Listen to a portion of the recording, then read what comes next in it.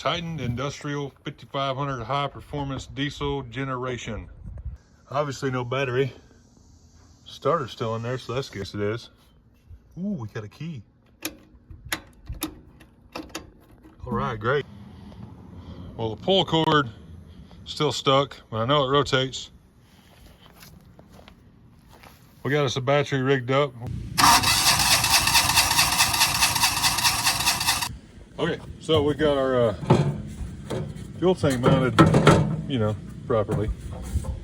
We got us a beautiful new fuel line on here. I mean, it's perfect.